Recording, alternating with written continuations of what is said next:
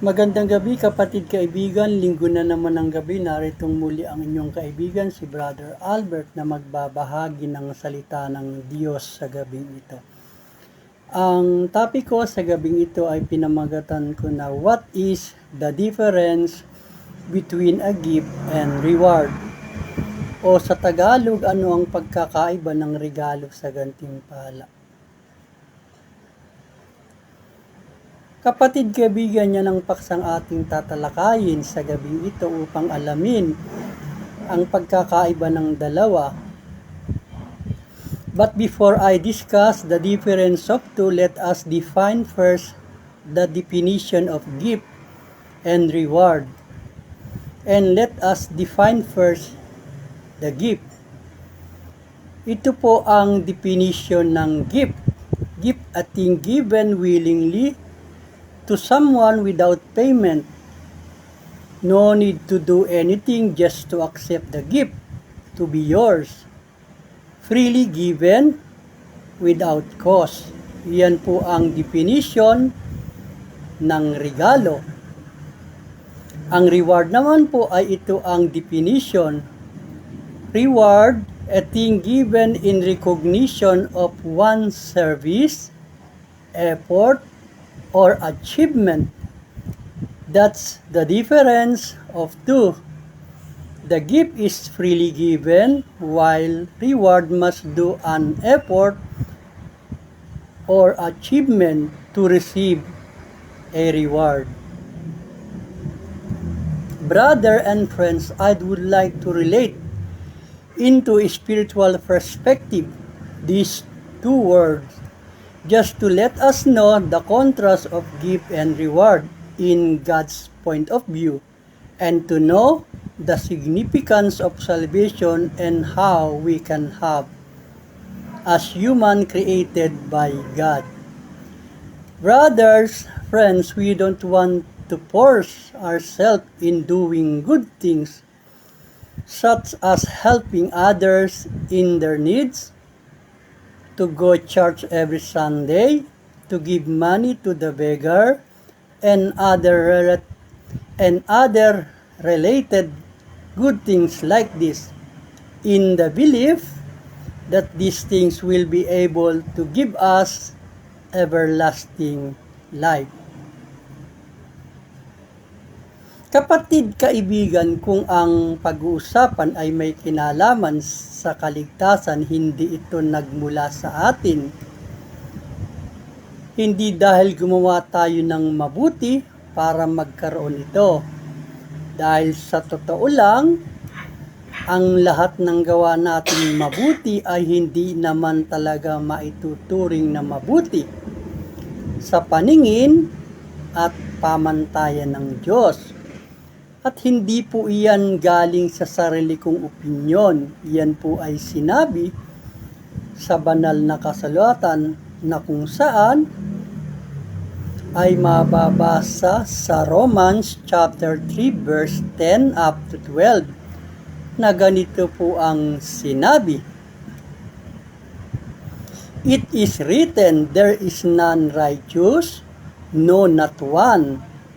Gaya ng nasusulat, walang matuwid, wala kahit isa. There is none that understandeth, there is none that seeketh after God. Walang nakakatalastas, walang humahanap sa Diyos. They are all gone out of the way. They are together become unprofitable. There is none what doeth good, no not one.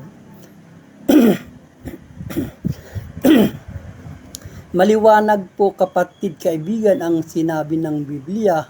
Wala daw pong gumagawa ng mabuti. Wala daw po, wala kahit isa. Sabi nga po, there is none that doeth good, no not one. So ang ibig pong sabihin, kung ang gawa natin ay ituturing nating mabuti, sa paningin ng Diyos ito ay hindi mabuti sapagkat wala daw pong gumagawa ng mabuti. Wala. Silang lahat ay nagsilihis. Ano pong sabi? Lahat nagsilihis, magkakasamang nawala ng kasaysayan, walang gumagawa ng mabuti, wala kahit isa. Yun po ang sabi sa Romans chapter 3 verse 10 up to 12. Sa Isaiah chapter 64 verse 6 ay sinabi rin naman ang ganito, "But we are all as unclean things, and all our righteousness are as filthy rags, and we all do fade as a leaf, and our iniquities like the wind have taken us away." Sapagkat kaming lahat ay naging parang marumi, at ang lahat naming katuwiran ay naging parang basahang marumi, at nalalantang gaya ng dahon. Kaming lahat ay tinatangay kami ng aming kasalanan na parang hangin. So then, brothers and friends, our good works cannot save us. We must rely on Christ's sacrifice, not our own merit, because our salvation not based on our good works, but from God by His grace in us. Kapatid, kaibigan, yan po ang nasulat sa aklat ng Efeso chapter 2 verse 8 up to 9 na ganito po ang sinabi, atin pong basahin. For by grace are ye saved through faith, and that's not of yourself. It is the gift of God. Sapagkat sa biyaya kayo'y nangaligtas sa pamamagitan ng pananampalataya, at ito'y hindi mula sa inyong sarili. Ito ay kaloob ng Diyos, not of work, lest any man should boast. O hindi raw po sa ating mabubuting gawa kung bakit tayo naligtas, upang wala daw pong ipagyabang ang bawat isa, lest any man should boast. Hindi sa pamamagitan ng mga gawa, upang ang sinuman ay wag magmapuri. So mga kapatid, kaibigan, napakalinaw po ng pagkakasabi na ang ating kaligtasan ay regalo mula sa Diyos Ama sa pamamagitan ni Kristong ating Panginoon. Hindi nakabase sa mabubuting nagawa natin, rather by grace of God through faith alone in Christ alone, as it is written in the book of John chapter 3 verse 16 na ganito po ang nasulat, "For God so loved the world that He gave His only begotten Son, so that whosoever believeth in Him should not perish but have everlasting life."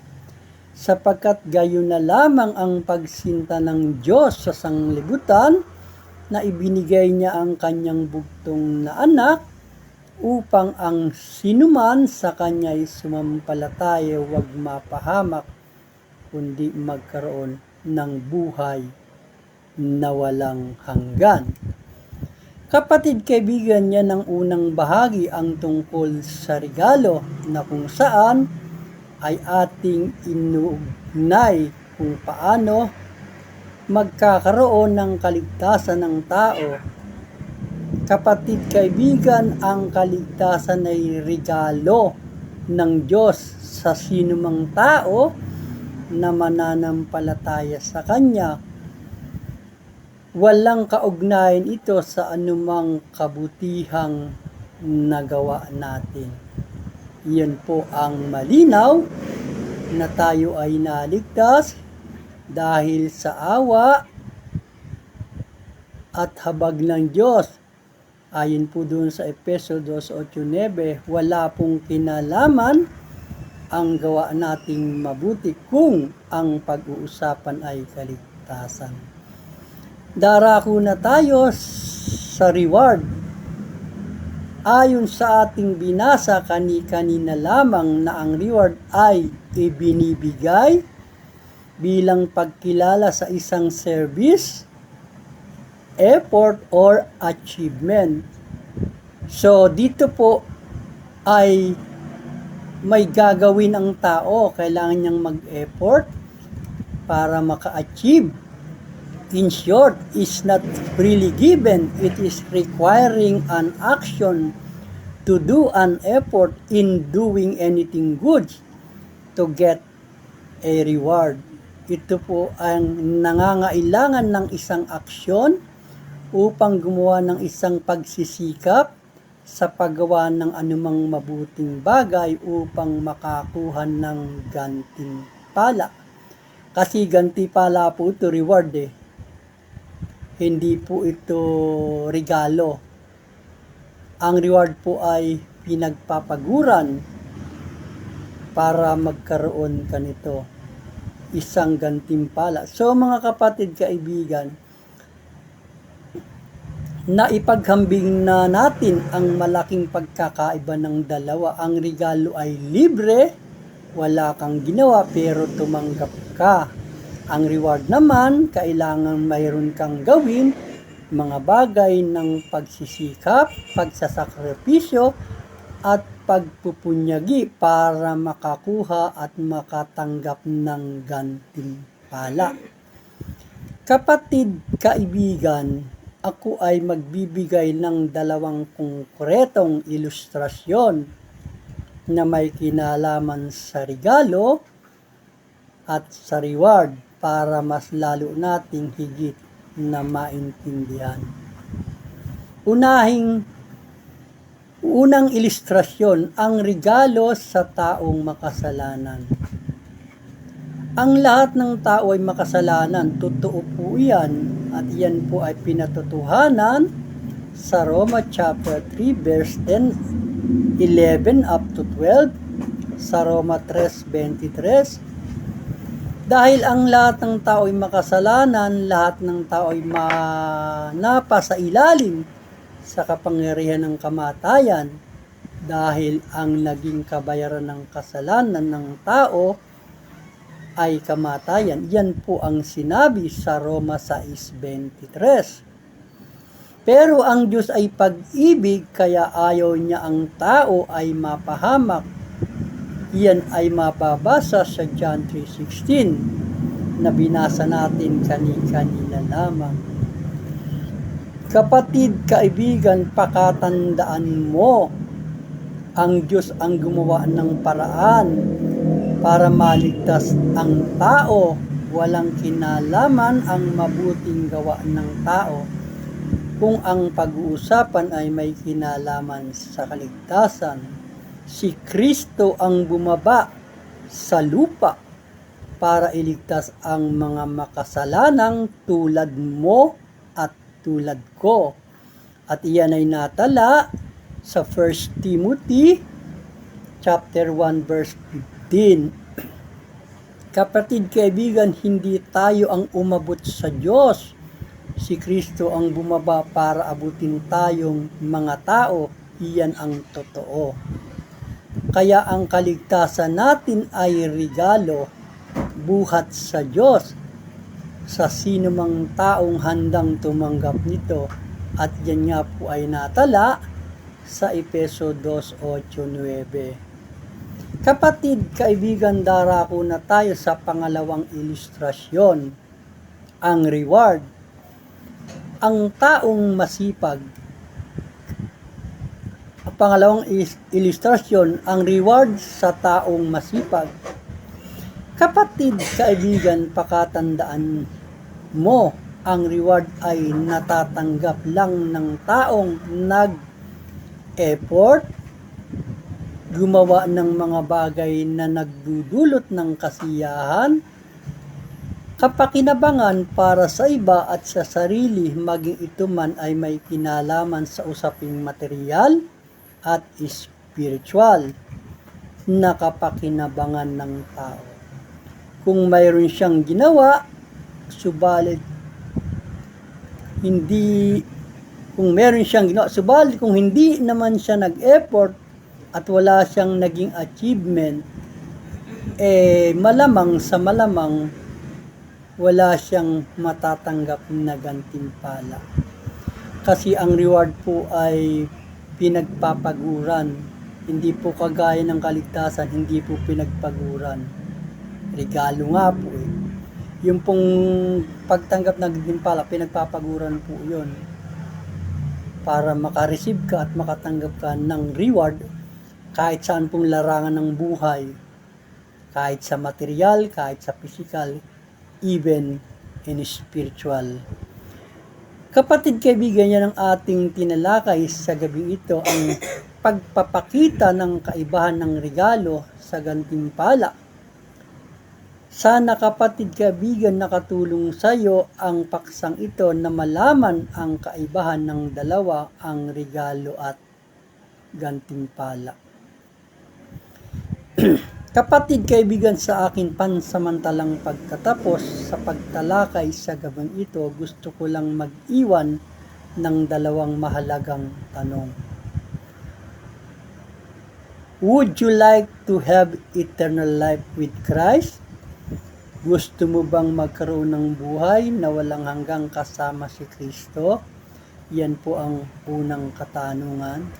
Do you also want to receive a reward from God?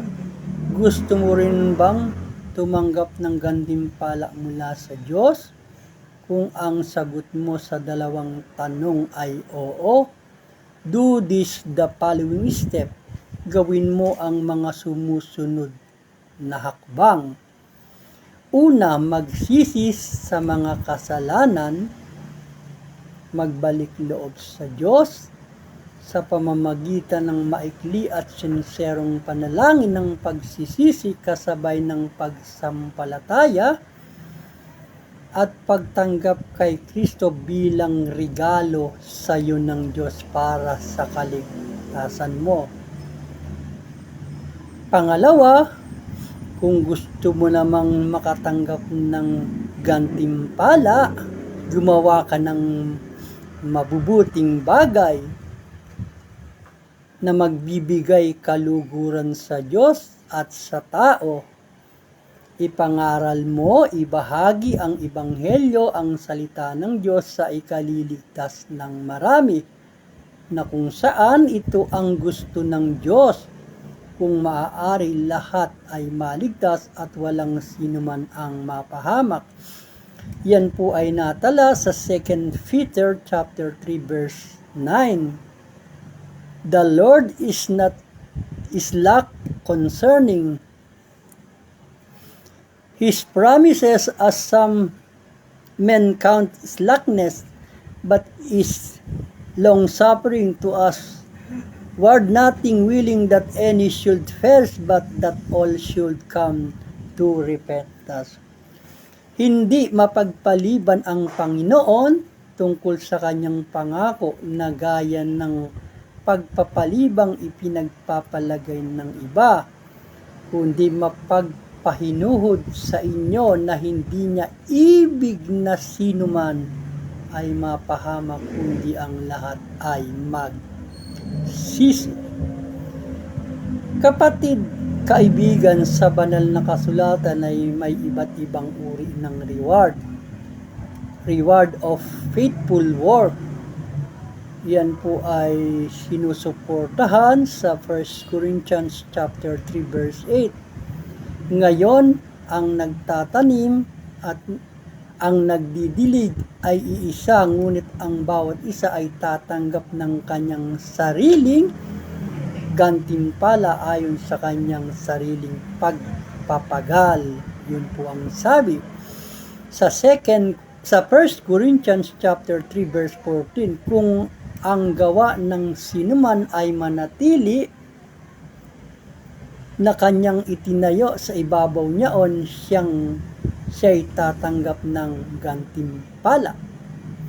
Sa Colossians chapter 3 verse 23 up to 24, anumang inyong ginawa ay inyong gawin ng buong puso na gaya ng sa Panginoon at hindi sa mga tao. Yamang inyong nalalaman na sa Panginoon ay tatanggapin ninyo ang ganting mana sapagkat naglilingkod kayo sa Panginoong Hesukristo.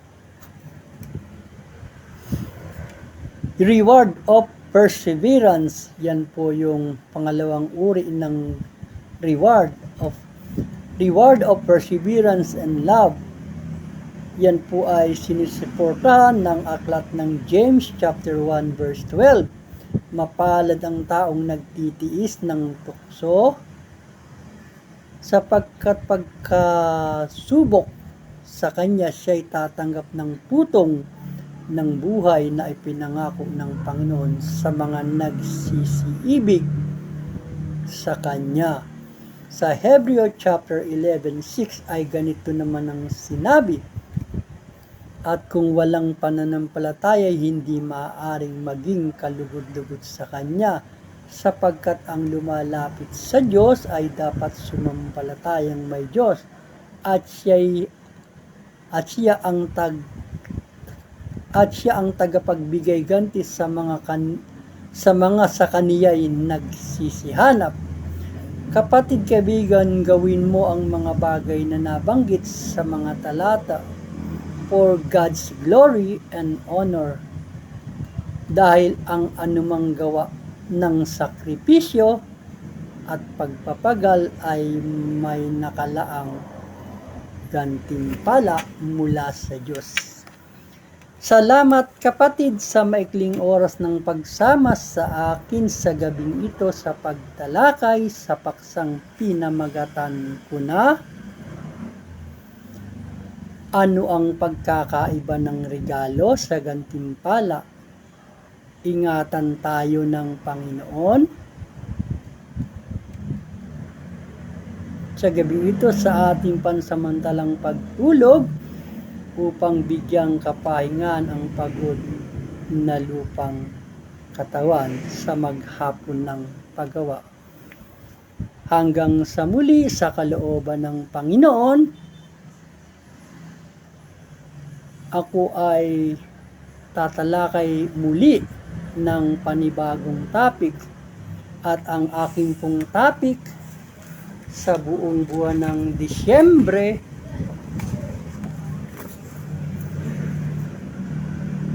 ay may kinalaman tungkol sa Kapaskuhan, sapagkat tayo po ay nasa buwan na ng Disyembre.